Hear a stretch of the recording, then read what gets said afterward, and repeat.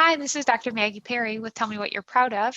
In this last wrap-up session, I'll be talking to Danielle about how the last several weeks have gone. Danielle and I just spoke several weeks ago, not several months ago. So we'll just cover where things are at so far. So Danielle, thanks so much for coming back on the show. Yes, thank you. And so as I was just saying, I know it's only been a couple weeks since we talked before, but how are things going for you? Like, what would be helpful to talk about? Things are going in general pretty good. And of course, I definitely wish they were even better. I'm tempted to act in an OCD way towards my OCD strategies. So, for example, the exposures that I'm doing, I'm using the Anxiety Challenger app to do them.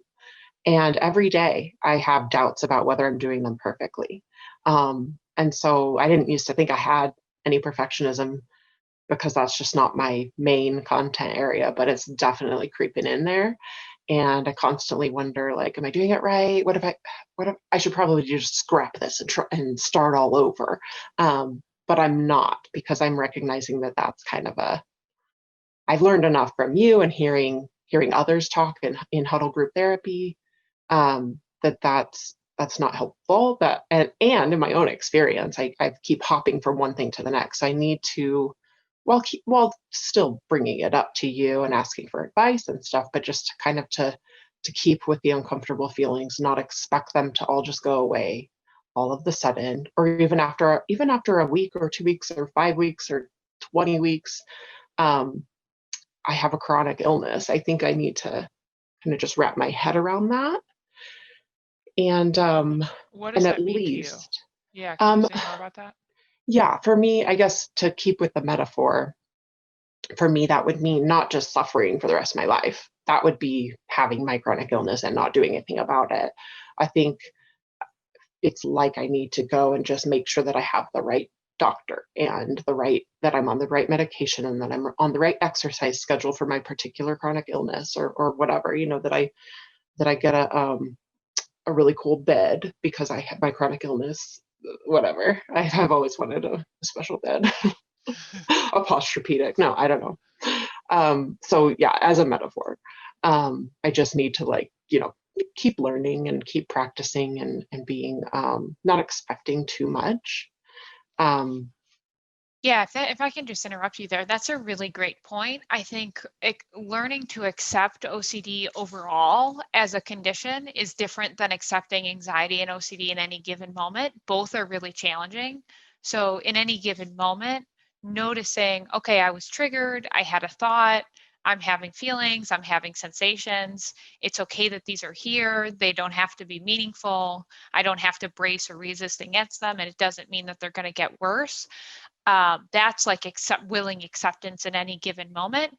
But then there's this whole other willing acceptance, which is accepting the fact that your brain has this extra biological vulnerability that makes you vulnerable to getting sensitized and then having intrusive thoughts chronically over the course of your life. Which means not necessarily that you'll suffer every day, but rather that you have to attend to your lifestyle behaviors and sleeping and eating well, noticing other emotional turmoil like what makes you feel lonely or what makes you feel angry. That can all be sensitizing factors that would make your mind more stickier. And then also accepting in any given stressful time when you do get sensitized and you get a new theme or content area that you've got to relate effectively. You have to put the work in to relate effectively to it when your whole body and your whole experience would rather resist against it or act as though it's not really happening. Is that how you think about accepting OCD as a chronic intermittent condition? Yeah, absolutely. And I have learned so much in this year that it's almost too much. Like, it's packed in really tight, and I still need to go through it all again and keep reminding myself of all the things I learned. But I feel like I have something to hold on to, and that like even if maybe my fantasy dreams of just never feeling fear again won't come true, then at least I know that I don't have to let it rule my life. And so now I know how I'm supposed to behave and how I'm supposed to interact with my feelings and my thoughts. And if I can't just feel better, then at least I can still do things regardless of how I feel. So, for example, this weekend, my husband and a couple of our really good friends decided that we're going to Thailand next year. And I never in a million years wanted to go to Asia. I'm absolutely terrified. And my husband knows that. We've been married for 10 years and he keeps trying to get me to go to somewhere that's not France. And and I keep saying, no, I'm terrified. I won't eat or drink anything while I'm there. I'll just worry, especially if we have like a long flight where it could get very turbulent and we could all throw up. And definitely one of us is going to get traveler's diarrhea. Uh, even if I don't eat or if I pack protein bars or something. I can't have a Mai Tai because there's ice in it. Where did the water come from? And so this weekend I said, Maggie would want me to say yes, end of story. And so I did. I said yes, end of story, and they bought tickets. And I and I cried for a few hours, but I know that sounds super horribly privileged.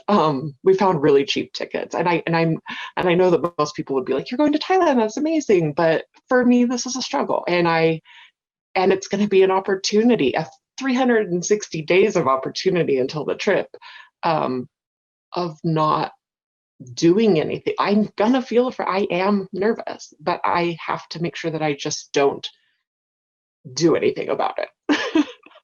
I'm going to be tempted to go to the doctor and ask for a prescription of Zofran and everything else that you can get and pack all that with me. And I'm just going to have to not Yeah. do that. And is it new to now think of like those are what's maintaining the anxiety rather than those are what's helping me? Absolutely, because if they were helping me, I would have been better a long time ago. Right? Getting Dramamine and preparing enough would have helped me a long time ago. It's definitely made me worse. I see that absolutely. So I know what I'm supposed to do, and it's going to be hard, and that's at once depressing and freeing. Yeah. Why is it worth it? So you've got a year to prepare, Yeah. and this is a really great way to think about how you want to re-engage with your life, or you don't want to let your anxiety rule your life. Yes. And it sounds like it was new to even think like this is actually, if I didn't have anxiety and I didn't have OCD, this is something I'd want to do. Is that how you're thinking? Yeah, I'm thinking if I'm on my deathbed, what will I have wished that I did? And I'm sure that it's if not travel to Thailand, certainly go with my husband who does want to go to Thailand. That's a value that I have. Um, Travel in general is pretty sweet, and I think if it wasn't for my husband, I would probably just go to England instead, Ireland and Scotland and France again. But he wants to go climbing in Thailand, so I could stay home. I could say no. I could make him sad. I could make me sad. But at the end of my life, I think I'm gonna be glad that I went. Mm-hmm. And so what do you have to do to prepare? That's great. I'm really happy to hear that you're living by your values here. What do you have to do to prepare? In what ways will you need to expose yourself to your OCD? Well, it's funny you phrase it that way because I want to start preparing now. And I think one way I'm going to have to prepare to do this the right way is to not prepare. It's going to be tricky because a lot of people should probably prepare for a trip to Asia if they don't live in Asia. But I know myself, and I know my tendencies are going to want to I'm just going to want to pack a bunch of protein bars. And yeah, I don't know. I don't know. Yeah. So I already have wanted to just hop on Google and say, how do you keep yourself healthy over there, or what's safe to, Google what's safe to eat and drink in Thailand. And I already have stopped myself from doing that. So um, I feel nervous, and that's kind of like the end of the story. So those are great response prevention. So you're not going to let yourself Google, you're not going to let yourself only pack protein bars or pack enough protein bars to like make it so that you can only eat those the whole time. And you're not going to go to the doctor more than you need to get these like prescriptions for if you feel nauseous. Those I would frame up as like response preventions. So what I know you're already doing exposure, but can you tie the exposure you're doing now and the next steps you need to take with exposure to reducing your anxiety by the time you get to this trip? I think probably this will not happen, but maybe an example of that would be to go um, somewhere closer, like Cabo, that's only 3 hours away, and try that for 1 week before I go to Thailand for 2 weeks. But that's not going to happen. So I think I kind of get what you're saying, but I'm not really sure how to do that. And that ties into like the exposures that I'm already doing. I'm not like sure that I'm doing them right. And I'm not exactly sure what I need to add to it. Okay, let's talk more about that. So from my perspective, you're preparing for Thailand if you're reducing your anxiety about vomiting. Not so you will have experiential avoidance, I mean experiential confidence if you go somewhere where you have the thought, what if I vomit, and you can stay there and tolerate that fear, but you don't have to go somewhere as far as Cabo to do that. Anytime you go somewhere that where you have the thought I could vomit and you tolerate the fear that you have about it, you're increasing your endurance and your capacity to cope with that uncertainty. So something like throwing away the Tums so that if you get nauseous, hanging out watching TV, and you have to tolerate that nausea, that's contributing to being prepared for Thailand. Do you see what I mean? yes. Um, I feel like I almost feel like I don't have any more room. I don't know if I believe this, but I'm going to say it out loud. I almost feel like I don't have enough room for more exposures because of how nervous I am every day sending my child to school. Just because it's winter and I expect the next stomach flu to be just around the corner. And like you said, I did throw away my Tums, and I coincidentally that like next week I had a stomach bug where I was prepared to let myself vomit, but it just didn't quite get that far. And so, I mean, that was a good experience. It was like kind of a small step. It was good. Um, but I don't know if I have it in me to like plan more of those right now. I feel like every day, I don't know. I know that's what I need to do.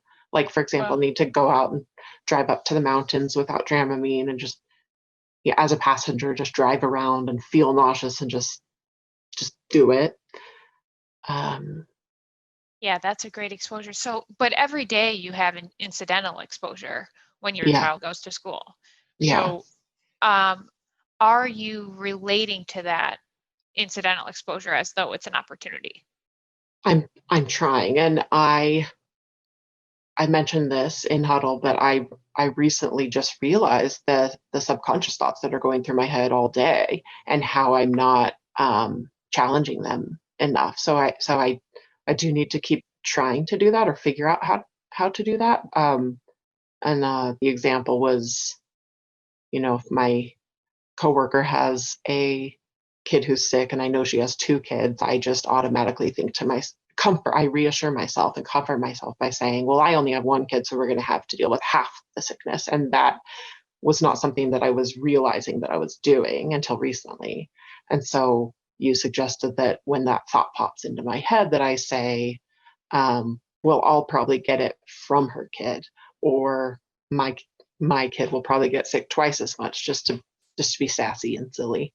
Um, so I do think it's in those everyday intrusive thoughts that didn't notice before that I have the opportunity to fight back. And I remember Ken, when he was consulting with you about me, said that and I think he was talking about more my trauma than my, but whatever. I mean, it's also integrated. But he was suggesting that I say all day long, I will not exaggerate risk and I will not underestimate my ability. So I feel like I need a mantra kind of like that will just carry me throughout the day. Because that's where my challenges lie right now, is in my everyday thoughts. I completely agree. So what else might pop? So I think it sounds like you know that off the top of your head. You could also write it down, put it on a sticky note, and put it on your computer or what have you. But when else is that relevant? Like what other thoughts might pop into your head throughout the day that you kind of silently self-reassure, or you ask someone else for reassurance? When do those thoughts happen? Um, I don't know. Yesterday I was particularly sensitized. I think it happens every time after a holiday where you've had a couple days together as a family, and for some reason I think, oh, we're safe now. And then Monday comes and you send your kid back to school and there's a whole week ahead and another week and another week, and I'm like, oh no. So I think that's maybe why I was really sensitized yesterday. But I just felt, I felt it in my body, I felt it in my mind. I just felt so scared. And so I pulled up, I have some sticky notes. I don't have that Ken quote particularly yet, but I have another one, and it says, just let go of control. And I just kind of stared at that sticky note like it was a life raft. Like I was like, yes, that's it. I'm just trying so hard to control, to make everything, nothing happen that's bad. And I just need to let go. I'm just like trying so hard to keep my family afloat. I mean, that's what it feels like. But it's not what's happening. And what does that mean to you when you think to let go of control and you actually let yourself do that? What happens in your body and what happens in your mind? Um, I feel like it's a nice feeling, because it's like, just give it up. It's not up to you. I tell that to myself, like, you don't have to do anything. You can relax and just let life happen. Like, in fact, you can't do anything because you can't predict the future. And you don't have to. So and I like my sticky note that says, it's just a feeling, not a forecast. Like, I don't know what's going to happen, and I just need to just relax and wait, cross that bridge when you come to it, kind of thing. But by worrying, I keep, it's taking so much energy. And so the idea that I could let go of control is like a breath of fresh air. It's like, oh, really? I can? Okay. Um, but I'm just not used to thinking like that. And I've only just recently realized that worry is a compulsion, that ruminating is a compulsion, whereas I used to just think of worry as fear, worry as a synonym for fear. And now I'm realizing that worry is an action. It's like when you worry at your sweater or you worry at something, it's a verb. It's an action verb. Yes, I totally agree with you. Thank you for describing it that way. What do you do when you notice that you're worrying in your action? Like as an action verb. Now, Yeah. now I tell my brain to stop it. But before, I didn't realize I could do that. I just thought, oh, I'm having fear and I'm afraid and it's valid. So now I say, stop ruminating. Um, and 5 minutes later, I have to say the same thing. Um, Comes back. Yeah. But it's going to take a lot of practice. So you can think about it as a mindfulness practice of you try to bring yourself to the present, and then your mind drifts away and you bring yourself back. So in this case, like, it's a ruminative mindfulness in the sense that where your mind goes back to is the rumination or the worry, but you can still just say, and come on back to the present moment. Basically, that anything that my mind is attaching itself to in this moment isn't helpful or isn't necessary, or it's something that I can think of at another time. I'm going to bring myself back right now. Is that Yes. kind of how you think about it? Yes. And it sounds so simple when I say it, but it's so hard. I mean, it's not hard to do that. It's hard to remember to do that, I think. Mm-hmm. Mm-hmm. Or it's hard to remember to do that on Mondays or something like that. So Well, yeah. what type of message would you get? Like, if you think about the content of your thoughts and this type of content that's really sticky, what would make you think that it's useful to be ruminating as opposed to cue you to like, oh, this is rumination and worry. This is the kind of thing I let go. When would I choose to keep thinking about it? Yeah. So I would say, like, when is it hard to notice worry as worry? Let's see. Well, I mean, it's hard if I'm like in a physical state, like PMSing, where I'm really weepy and emotional. That's one example where it's hard. And sometimes I recognize the cues, but don't respond to them as I know I should. And then I recognize that I did that wrong, which is good, right? Mm-hmm. It's not Well, nothing. do you have compassion on yourself in that moment or more criticism? I I don't have too much criticism. Great. So that's one thing I've got going for me. So yeah, what else is hard? I mean, it's definitely easier when when I don't have any kind of evidence lying around that anything bad is about to happen. So if I was supposed to get on the plane to Thailand tomorrow, I would definitely be maybe wanting to stick with that rumination, because I would think that there is something I could do to keep myself safe, and that my worry could serve a purpose. So are there any, bringing that into the present moment, are there any times where it feels useful to worry about or ruminate about your son? It did, before I realized that the only things that I was using that were for safety behaviors. Like, I would worry, and then I would choose to keep worrying because I thought, oh, there's products I can buy, or I used to be on the phone with the pediatrician like once a week for his first year and a half of life. So for example, like that, like, oh, I could go buy a medicine, or I could call or email the doctor. And so if I ruminate, then that could lead to that, or I could buy something on Amazon that would help us. I could pack something in the car that would prevent this from whatever. But now I know that if rumination leads to me wanting to do something like that's only going to make me worse, and keep up this belief that this really is a threat to my life, and it is something that needs my attention, and it's something that needs to be prevented at all costs.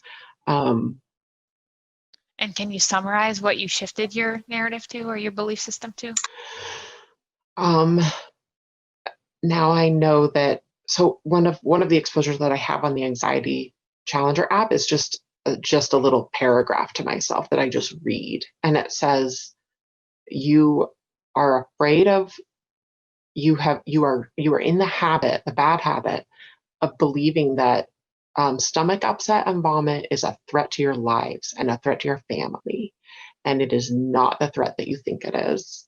And it says, like, I've been trying to keep myself safe and happy, and instead I have made myself miserable. And so I'm choosing to try something different, because that has not worked, and I need to try something that does work. So I'm taking it on faith that not doing those safety behaviors, not ruminating and not buying things on Amazon and calling the doctor will help, because it'll help convince my brain, or rewire, retrain me to think that it's just something. It's not everything. It's not life-threatening. It's just a piece of life where it's uncomfortable and then it ends. It's not forever, and it's not something to be avoided at all costs.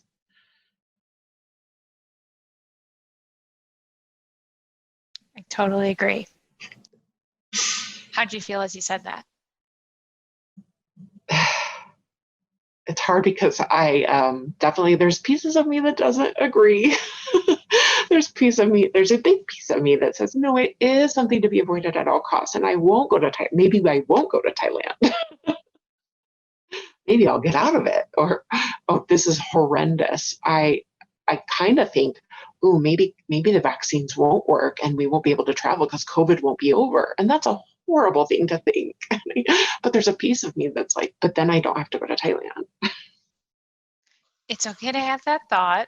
And can you feel that loosening up? Like comparatively to when we first started working together, is your palpable belief that stomach upset isn't a threat to your life, is that feeling more real than it did several weeks or months ago?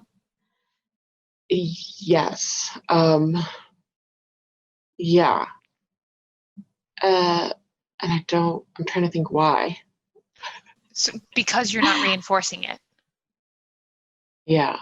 So you're losing the belief that that's a threat to your life because you're choosing not to behaviorally reinforce it or reinforce it in your thinking. Yeah. So if you keep that up over the course of the year, there's really good reason to believe that you'll no longer be afraid of it by the time you go to Thailand. That's really hopeful. So now I just have to believe in myself that I can keep doing it, keep doing it, because it's like it's like a nice comfy bed that you're supposed to get out of and start working, and you just want to crawl back into it sometimes. You're like, but it's really warm in there and I was there for 8 hours. I just want to get back. And so I just have to make sure that I don't do that in the next year and crawl back to my safety behaviors. Yeah, it's a great point that people obviously recognize that safety behaviors are causing them suffering, but there are things that are in any given moment, they're comforting, even though in the long term they make it worse. So if you continue to remind yourself, I have to try something new because what I was doing before wasn't working. Constantly. Yeah. Because some of us are more stubborn than others. And what's that term? Immediate gratification. I feel like I used to be self-disciplined, or I learned that like growing up. I learned to delay gratification. And then as I got older, and just more afraid, I think I chose immediate gratification instead. So I feel like I've reverted back to like a child, and that me and my son are going to have to learn to delay gratification together. That I'm going to have to relearn it as he learns it anew. Because yeah, you're right. I need to do this for my future self, even if in the moment it just feels so good to like, take Dramamine or call the doctor or whatever. Yeah, all of those are great points. Well, it sounds like you have your plan set out for you. Thanks so much for sharing your story with us. Anything else you want to say before we close? I don't think so. Thank you for having me. Okay, you're welcome. All the best to you. Thanks.